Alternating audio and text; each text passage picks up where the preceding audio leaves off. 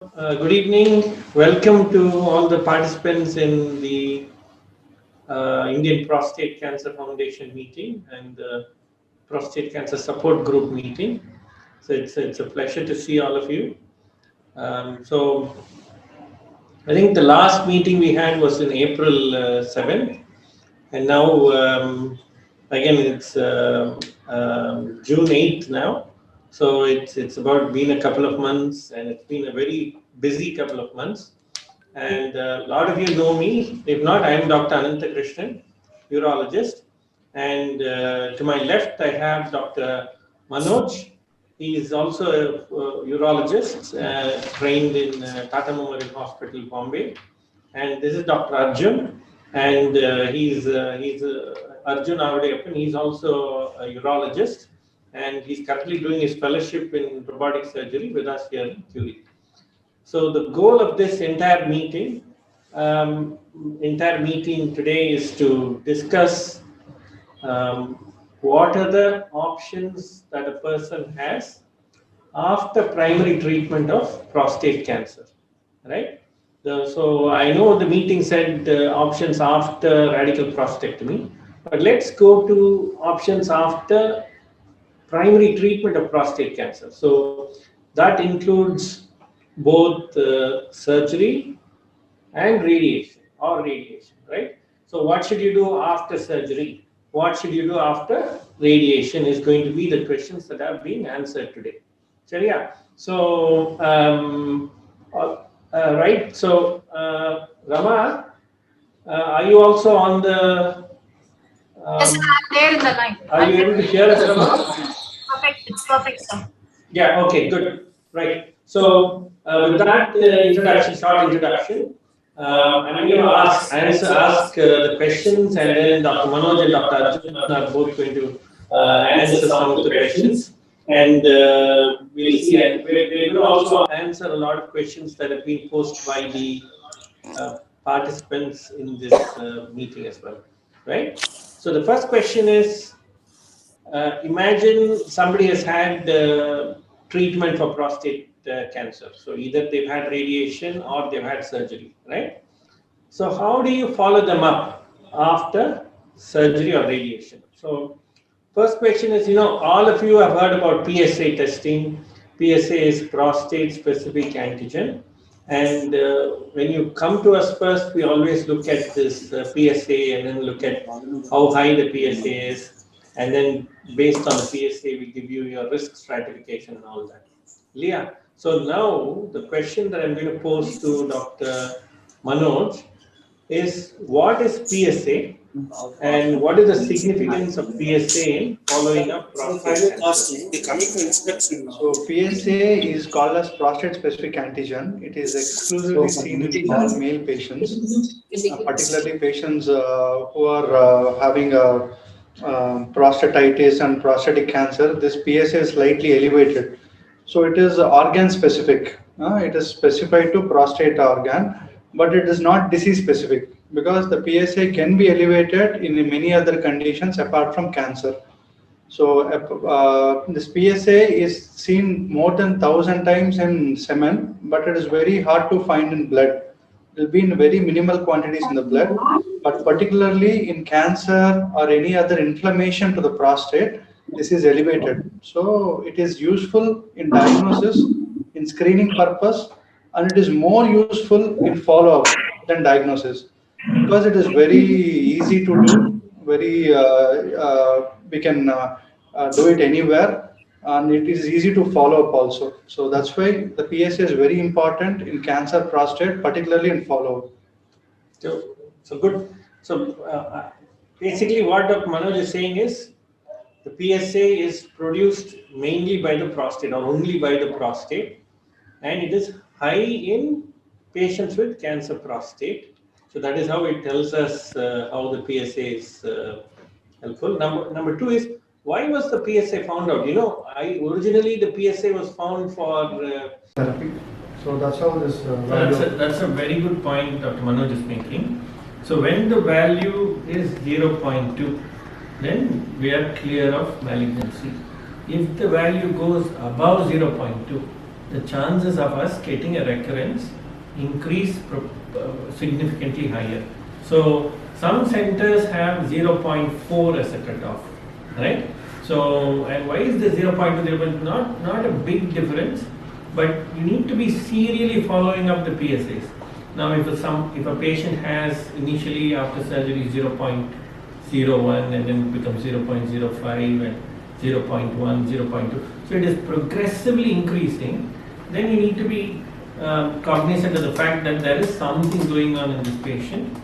The PSA is not responsive to surgical treatment. Then we need to be thinking of other forms of treatment.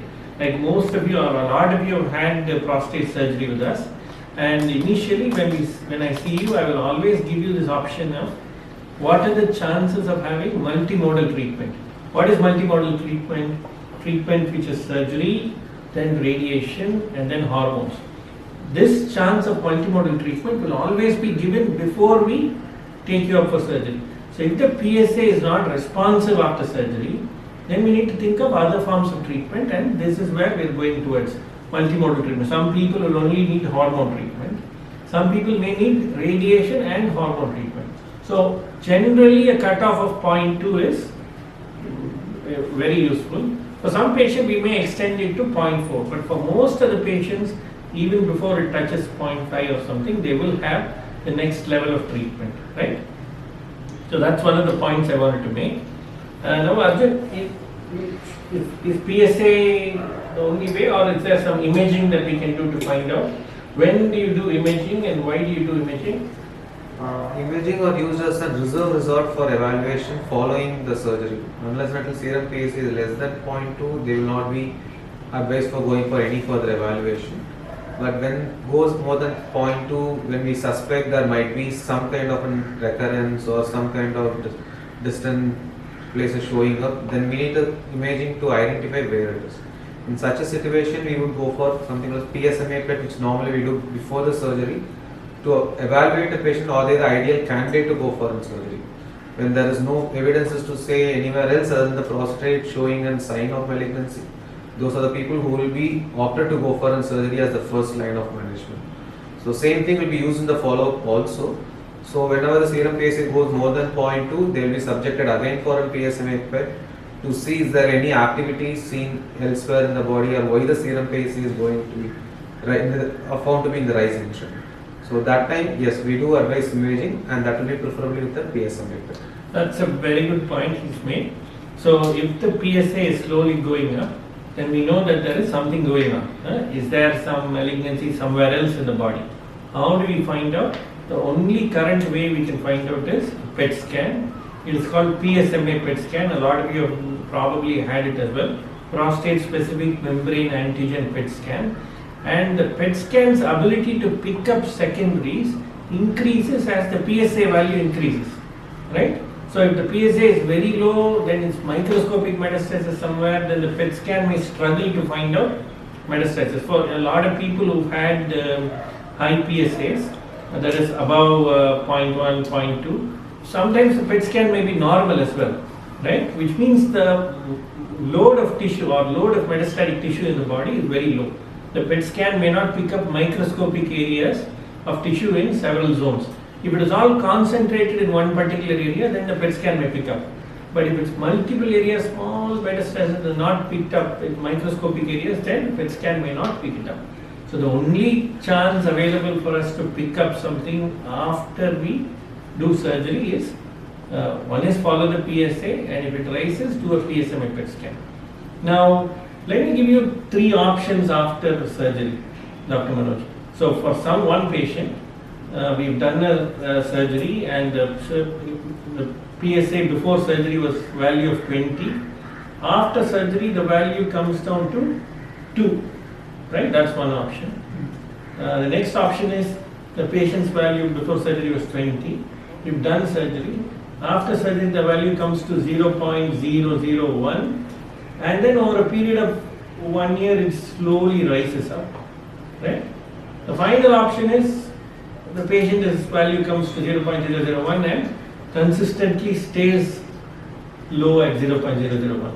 So one is the PSA is still high, One is it's come down to normal and then progressively going up. Final one is come down to normal and stays normal. So how do you approach these three cases? So in the first case scenario, when the PSA is 20 before surgery and post surgery it is 2.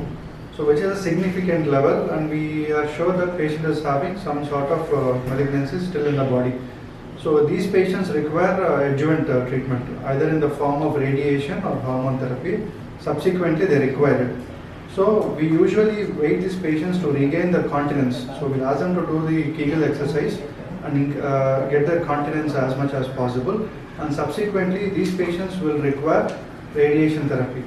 So after getting the continence, usually within 3 to 6 months time, we'll ask the patient to do a PSMA PET CT, and we usually give hormone therapy also. We'll give a shot of agonist injection, leuprolide, and we'll subject this patient for radiation therapy whenever they regain the continence.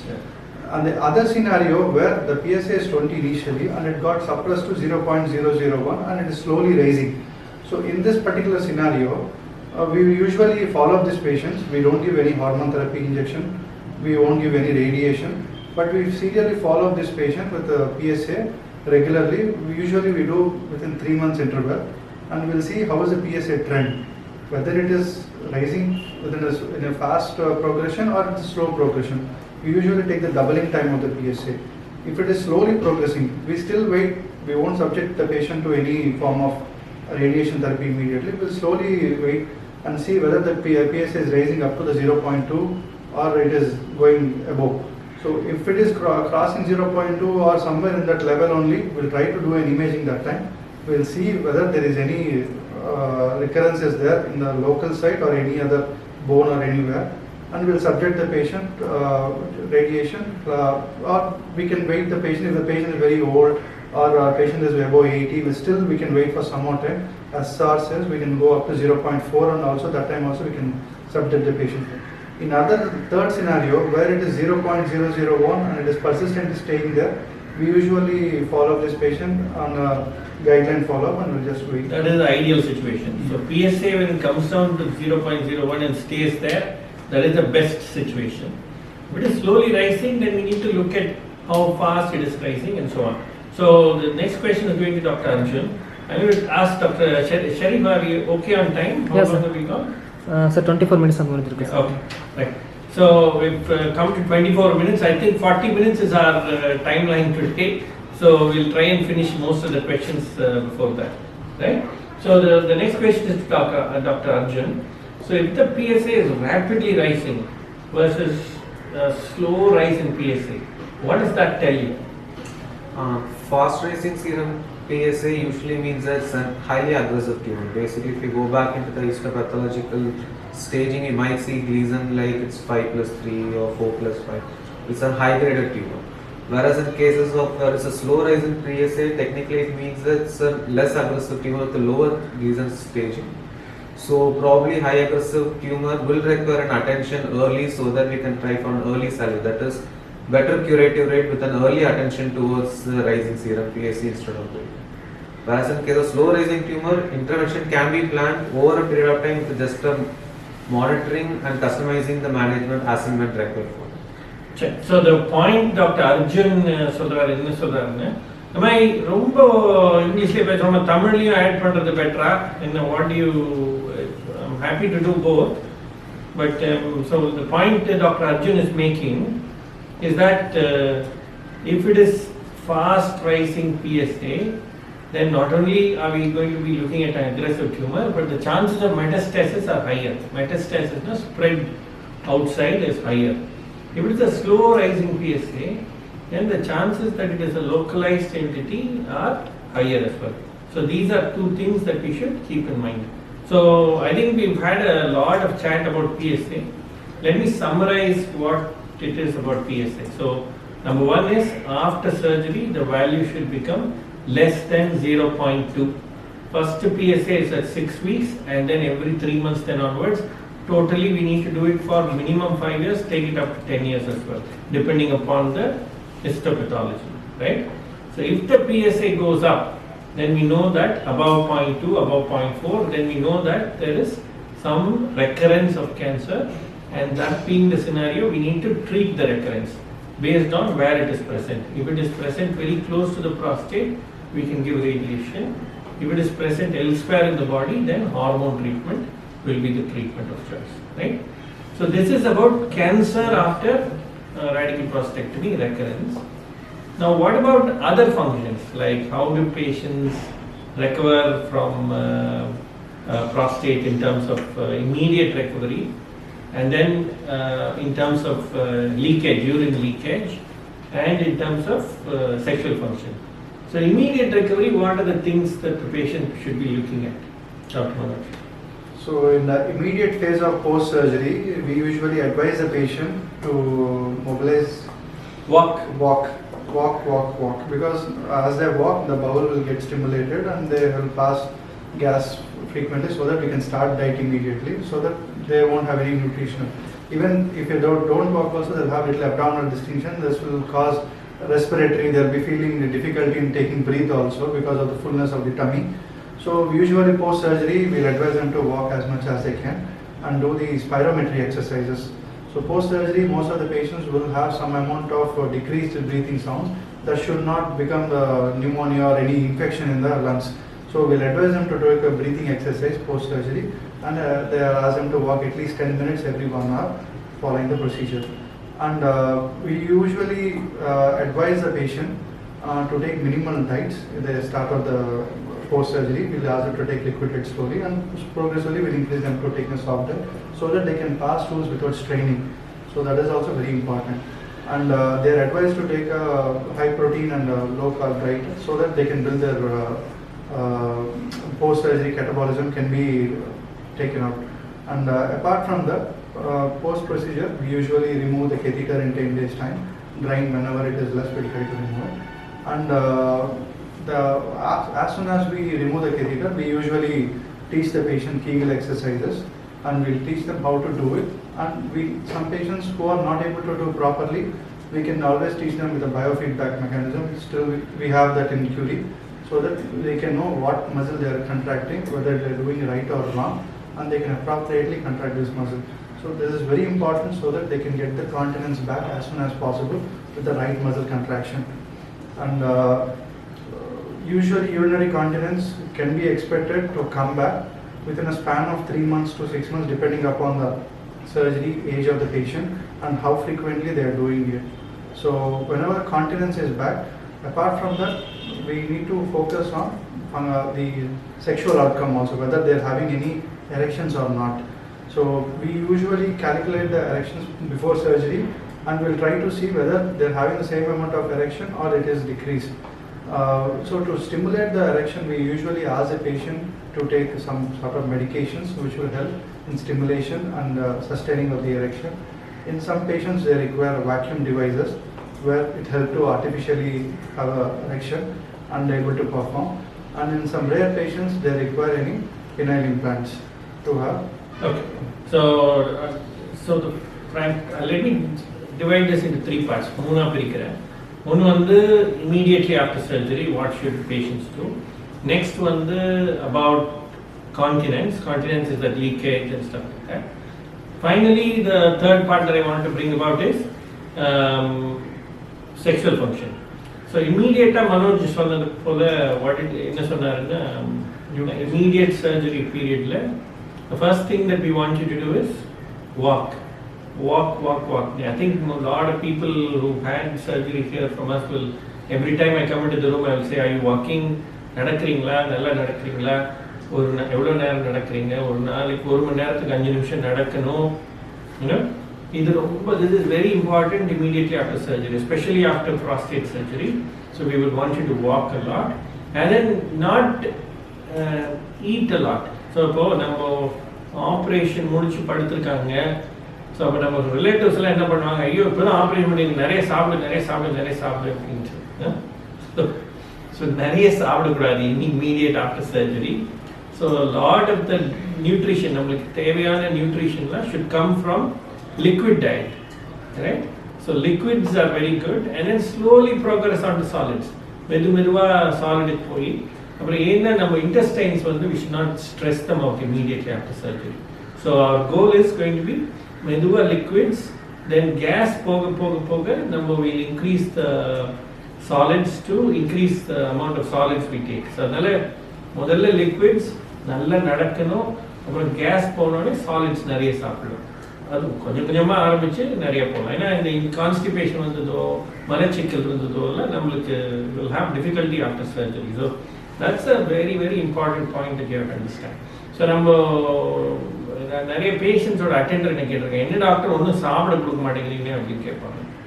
முதல் 2 நாளைக்கு அப்படி தான் இருக்கும், அதுக்கப்புறம் ஸ்லோவாக progress பண்ணிக்கலாம், right?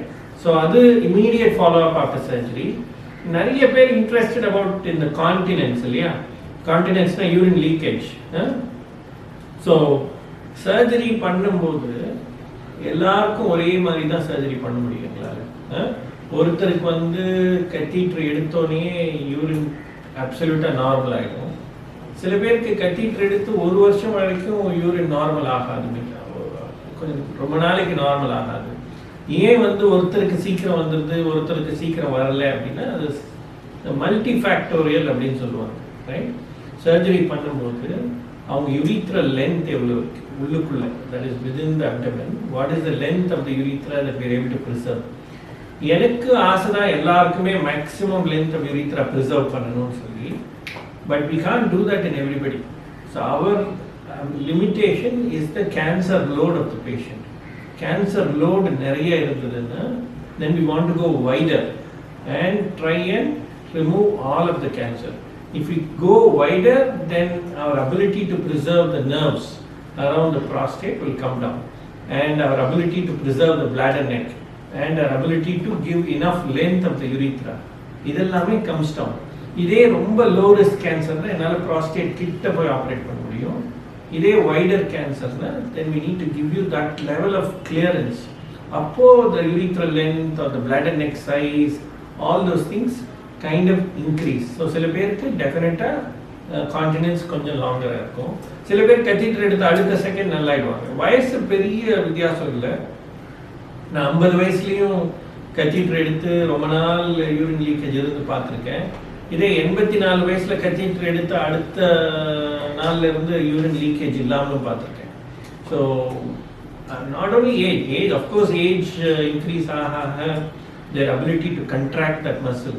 So ellarkum, like Dr. Manoj said, we all teach you Kegels exercises. Yeah, what is Kegels exercise? Nothing but increasing the strength of the muscle, right? Ipo neenga gym poi exercise panni muscles strong ஆக்குற மாதிரி அங்க இருக்கிற muscle strong ஆக்குறீங்க. அப்படி strong ஆக்குனா your leakage will come down, right? So it's not only நான் operation பண்றேன், plus you have to help yourself to improve the muscle tone. So muscle tone improve ஆக then the tone down there improve ஆக your leakage comes down, and there are certain lifestyle modifications. நம்ம எல்லார்கிட்டையும் எதாவது சொல்றது before surgery, நம்ம ரொம்ப நாள் நல்லா இருக்கிறதுக்கு 3-4 மாதம் மெனக்கெடணும்.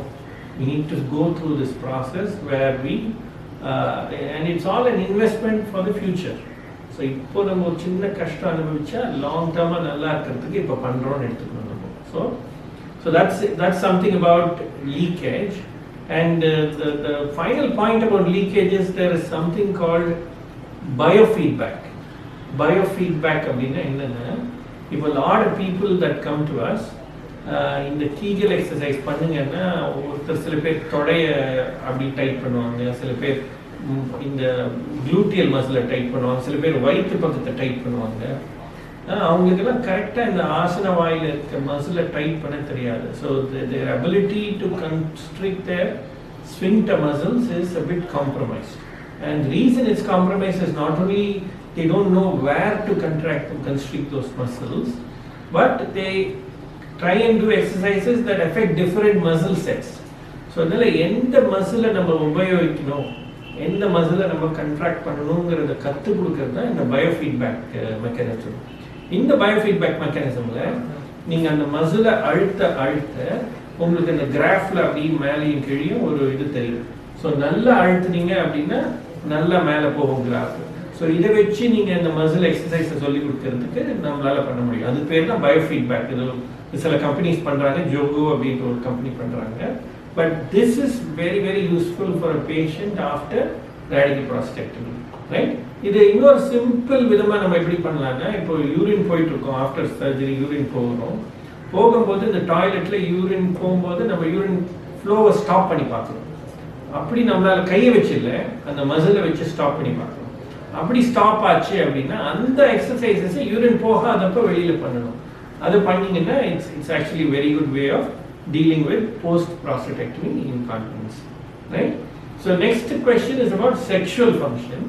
செக்ஷுவல் ஃபங்க்ஷன் வந்து ஆஃப்டர் சர்ஜரி இப்போ நிறைய பேர் நான் பார்க்கும்போது செக்ஷுவல் ஃபங்க்ஷன் பிஃபோர் சர்ஜரி வந்து எனக்கு ஆல்ரெடி ஜாஸ்தி செக்ஷுவல் ஃபங்க்ஷன் இல்லை டாக்டர், கேன்சர் கியூர் ஆனால் போதும்னு சொல்லிடுவாங்க. அப்போ we are not too worried about sexual function. But if somebody has had good sexual function before surgery, then we try and preserve the nerves. First and foremost, we have to understand that what we're doing is cancer surgery. So first cancer control is the first priority. அதுக்கு அடுத்த priority continence ko sexual function ko.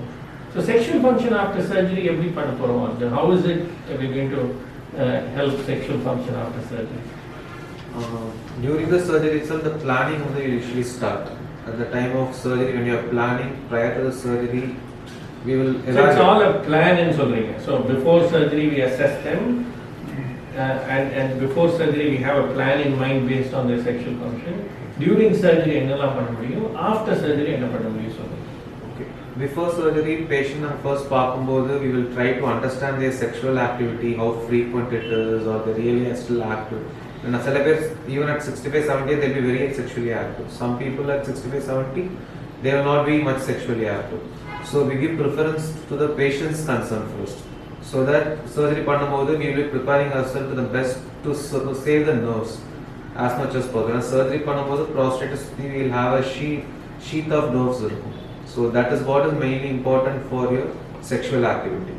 So based on the patient's interest, surgery பண்ணும்போது second criteria what we take is the tumor burden and tumor extent. So we'll try to find a balance between the nerve serving and the cancer free survival. So the rendukum balance பார்த்துட்டு we target for it. So during that time we have certain techniques like partial nerve spare பண்றது, இல்லாட்டி complete nerve spare பண்றது, or some people may not be an ideal candidate for nerve sparing also. But அது எல்லாமே based on the patient-ஓட sexual activity based பண்ணி we will plan our surgery at that point of time. So depending on the type of surgery, the sexual activity of the patient on the post-operatively it will be good. So if someone is having a weakness but they are still sexually active, but cancer-ஓட extent-னால if you are not able to save the nerve, அப்படிங்கிற மாதிரி situations இருந்தா we have medications following the surgery to support their sexual activity by improving the erection and the flow, so that they can have a similar and a healthy sexual life how it was before the surgery. Okay. Yeah. So okay. So before we finish, I want to quick cut. Mr. Somasundaram ஒரு கேள்வி அமைச்சிருக்காங்க. So he underwent robotic surgery, prostate surgery in 2020 by our team here, and PSA regular-ஆ எடுத்துட்டு இருக்காரு. அவங்களோட last PSA was 0.01 done in 2022 and 5/6/2022, and there is no urine incontinence, but our sexual function kaga we've given him tablet tadalafil. So அவங்களோட கேள்வி என்ன அப்படின்னு பார்த்தீங்கன்னா, tadalafil சாப்பிட்டா kidney function damage ஆயிடுமா அப்படின்னு கேட்டிருக்காரு. அப்படி ஒன்றும் பெருசாக ஆகாது, பயப்பட தேவையில்லை. What is the question? During annual checkup, below mentioned abnormalities are observed. What are your recommendations? Abdominal scan, enlarged prostate with minimal intravesical enlargement, PSA 1.17, urine blood positive, leukocyte positive, pus plenty, RBC. So it's a very good question. யார் கேட்டிருக்காரு? Checkup அது இல்லப்பா, அந்த big meeting. So annual checkup la somebody is asking this question. So prostate ங்கிறது இங்க இருக்கிறது ஒரு entity. So what they are asking is intravesical extension இருக்கு அப்படின்னு கேட்டிருக்காங்க. intravesical extension இதான் bladder அப்படிங்க. அதுக்குள்ளார prostate வளர்ந்ததுன்னா அது பேர் intravesical extension. அந்த மாதிரி ஒரு prostate வளர்ச்சி வந்து usually not responsive very well to medication. So அந்த மாதிரி ஒரு கண்டிஷன் இருக்கு, இன்ட்ராவெசிக்கல் எக்ஸ்டென்ஷன் ஆஃப் ப்ராஸ்டேட் இருக்குன்னா they may need surgical intervention அப்படின்னு அர்த்தம். முதல்ல எனிவே மெடிசன் ஆரம்பிச்சு பார்க்கணும். அவங்களோட ஃப்ளோல பிரச்சனை இருக்கு, ப்ராஸ்டேட் என்லார்ஜ்டா இருக்கு அப்படின்னா அவங்களுக்கு மெடிகேஷன் ஆரம்பிச்சு பார்க்கலாம். But usually this intravesical extension, அதாவது உள்ளுக்குள்ள வளர்ற prostate is not responsive to medication. They may need surgical இன்டர்வென்ஷன்ங்கிறது answer. Right? Could you speak on bone metastasis அப்படின்னு ஒருத்தர் கேட்டிருக்காங்க அதுக்கு முன்னாடி.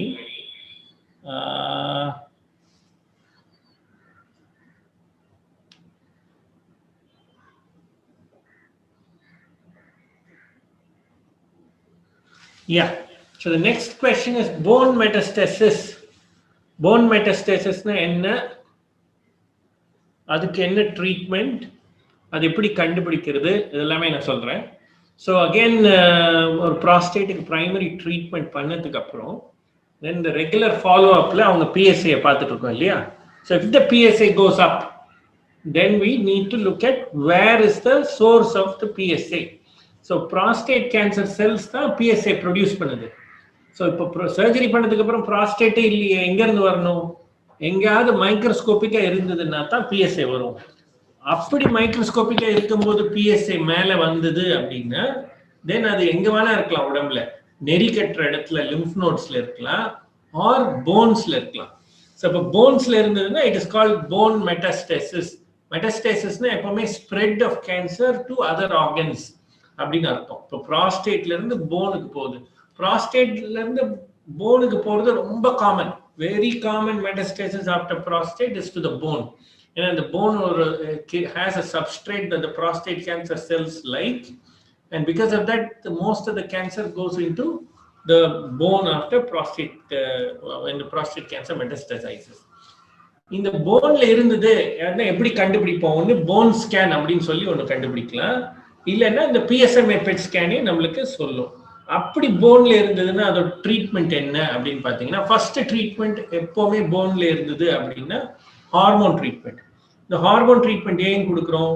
This hormone treatment is responsible for reducing the testosterone in the body. Testosterone is testosterone இந்த வெரக்கொட்டையில் இருக்க டெஸ்டிகல்ஸ்ல இருந்து testosterone produce ஆகி கேன்சரை வளர வைக்குது. So when you stop the testosterone, the nutrition for the bone metastasis also comes down. So adala the bone la adala permanent valara mudiyadhu. So it will just keep be under control. So that is treatment number 1 for bone metastasis. Number 2 is and the bone metastasis la ஒரே ஒரு இடத்துல தான் இருக்கு, உடம்புல நிறைய இடத்துல இல்ல, ஒரே ஒரு இடத்துல இருக்கு, or வலிக்குது அந்த bone metastasis is causing some symptoms அப்படின்னா அந்த மாதிரி போன் மெட்டாஸ்டேசிஸ்க்கு ரேடியேஷன் கொடுக்க முடியும். only to that area where the bone metastasis is there we can give radiation, and that will have a very good effect in combination with hormone treatment. Right now கொஞ்சம் late ஸ்டேஜ்ல இருக்காங்க patient, உடம்புல நிறைய இடத்துல இந்த phone metastasis இருக்கு அப்படின்னா then other options come in to play. அந்த மாதிரி என்ன மாதிரி ஆப்ஷன்ஸ் அப்படின்னு பார்த்தீங்கன்னா, நம்பர் 1 இஸ் இந்த கீமோதெரப்பி அப்படின்னு சொல்லுவாங்க, அதை கொடுக்க முடியும். டோசிடாக்சல் கீமோதெரப்பின்னு சொல்றாங்க இல்லையா, அது கொடுக்கலாம். அது will keep things under control. Or இப்போ புதுசா PSMA தெரப்பி அப்படின்னு வந்திருக்கு, லுட்டிஷியம் தெரப்பின்னு பேர் இருக்கு. அது வந்து நீங்க நம்ம எல்லாம் இந்த PSMA PET ஸ்கேன் பண்ணோம் இல்லையா, PSMA PET ஸ்கேனுங்கிறது prostate specific membrane antigen. அந்த membrane antigen will be expressed by a lot of the cancer cells. இந்த போன்ல இருக்க கேன்சர் செல் கூட இந்த PSMA antigen எக்ஸ்பிரஸ் பண்ணும். So in the PSMA lutetium therapy is என்னன்னா, we target only the PSMA expressing cells. அந்த மாதிரி lutetium injection பண்ணோம்னா அது உடம்புல எங்கெங்கெல்லாம் கேன்சர் இருக்கோ அந்த இடத்துல போய் அந்த கேன்சரை அஃபெக்ட் பண்றதுக்கு வாய்ப்பு இருக்கு. ஸோ போன் மெட்டாஸ்டேசிஸ்க்கு இந்த 4 தான் ஜெனரல் ட்ரீட்மெண்ட் ஆப்ஷன்ஸ். ரைட்? வேற என்ன கொஸ்டின் இருக்கு? Any other question? 6 new messages. You offer regular or periodical or you offer regular periodic prevention checkup packages for such? So when you're talking about prevention packages, the best is to come and do a mass இப்போ நம்ம உடம்புன்னு எடுத்துக்கிட்டோம்னா there are several areas in which we can have problems. So வெறுமனே ப்ராஸ்டேட்டுக்கு மட்டும் உங்களுக்கு prevention packages or master checkup package பண்ணி problem இல்லை. So வயிற்றுல பிரச்சனை வரலாம் ஆர் சிறுநீர் பையில பிரச்சனை வரலாம். ஸோ வெறுமனே PSA டெஸ்ட் பண்ணி உங்களுக்கு லாபம் இல்லை. My suggestion would be to get a master health checkup once a year after you turn 50. 50 வயசுக்கு மேலே வருஷம் மாஸ்டர் ஹெல்த் செக்அப் பண்ணிக்கிறது பெஸ்ட். 364 days ஒன்றும் பண்ண வேண்டாம். வருஷத்துக்கு ஒரு நாள் போய் ஒரு மாஸ்டர் ஹெல்த் செக்அப் பண்ணிக்கணும். There's one more question, sir. My dad was diagnosed in 2019 and surgery was done. He was given radiation treatment twice. Now he is unable to walk. Will he able to walk in future? Can any other treatment to be given other than radiation? So my dad was diagnosed with cancer prostate in 2019 and he was given radiation 2 times. Now he is unable to walk. So இது ரொம்ப general கொஸ்டினா இருக்கு. இது நடக்க முடியாம இருக்கிறதுக்கு என்ன காரணம் அப்படிங்கறத பார்க்கணும். இந்த ரேடியேஷன், இந்த கேன்சர் வந்து அந்த போன் அஃபெக்ட் பண்ணதுனால நடக்க முடியலையா, இல்ல அந்த ஸ்பைனல் காலம் அஃபெக்ட் பண்ணிருக்கா, இதெல்லாம் பார்த்தா தான் இதை சொல்ல முடியும். ஸோ அது மட்டும் இல்லாமல் அவங்களோட PSA லெவல் என்ன அப்படின்றத பார்த்து தான் சொல்ல முடியும். So to answer that question we really need to see the patient before we can give you any answer about whether he'll be able to walk or not. Right? Good. வேற ஏதாவது கேள்வி இருக்கா? இன்னும் ஒரு கேள்வி வந்திருக்குன்னு நினைக்கிறேன். New message. Request everyone to put questions in chat box. Right. Okay. வேற ஏதாவது கேள்வி? Doctor Manoj, you'd like to add anything to this meeting? So the PSA follow-up has to be taken must. So post-surgery, we have to come for regular follow-up as we advise. So our regular follow-up when we do know. So whenever there is a PSA rise or there is any recurrence, at the early intervention itself, we can cure the disease with the help of multimodality treatment. Surgery illame, we can cure the disease by giving radiation and the hormone therapy as soon as there is an increase in PSA. So still there is a curative chance. So don't miss this opportunity. Come for frequent follow-ups. In the PSA frequent follow-up on it. Up to 5 years we can follow it up. After that we can tailor it to the patient need. So regular follow-up on is very important because still you will be in a curative phase most of the times. And Dr. Arjun, what would you like to add? As a question earlier quote panna madri, what's a preventive? Preventive is an option kadiyadu, but we can take steps for an early diagnosis and early management. So the outcomes are excellent. So upcoming generation people, we should be the limelight to guide them through. So let's show them the importance of serum PSA evaluation and let's bring it as a more of an awareness among the society whom we are. So with a very good point. Thank you, Dr. Manoj and Arjun. So for another side, the point that I would like to make is now we're the main goal of நாங்க 3 பேர் இங்க உட்கார்ந்து உங்ககிட்ட பேசுறதோட main goal to raise the awareness, right? So Indian Prostate Cancer Foundation நடத்துறதே to raise the awareness about prostate cancer. இன்னும் கூட நிறைய பேருக்கு இந்த ப்ராஸ்டேட்னா என்னன்னு தெரியல, prostate கேன்சர்னா என்னன்னு தெரியல, அதுக்கு என்ன பண்ணணும்னு தெரியல, PSAனா என்னன்னு தெரியல. ஸோ நாங்கள் அண்ட் இப்போ கூட நிறைய பேர் லேட் ஸ்டேஜில் வராங்க, உடம்பெல்லாம் கேன்சர் பரவி அந்த மாதிரி வராங்க. So these are situations we want to avoid, right? So ஜென்ரலாக அவேர்னஸ் இருக்கணும். People who already had treatment should talk about this treatment, and people who already had the process surgery பண்ணிருக்கீங்களோ, ரேடியேஷன் பண்ணிருக்கீங்களோ, இதுல ஒன்றும் பிரச்சனை இல்லை, பெருசா ப்ராப்ளம் இல்லை, we should advise other people on how best to proceed. என்னவா உங்க எக்ஸ்பீரியன்ஸ் இருந்தாலும் அதை வெளியில சொன்னா தான் மற்றவங்க அதனால பெனிஃபிட் அடைவாங்க. whatever your experience, சில பேருக்கு outcomes may be perfectா இருந்திருக்கும், சில பேருக்கு the outcomes may be less than perfect, but என்னவா இருந்தாலும் our goal and ability to help is to help other people.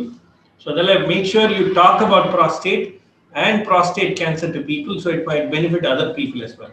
So நீங்க அடுத்த வாட்டி before we start this meeting, I would request you to send in all your questions. சொன்னீங்கன்னா then we'll address all these questions as well. Thank you for attending this meeting. Thank you very much, and we hope to see you again in a month's time. Right? Thank you very much. Thank you. Thank you, sir.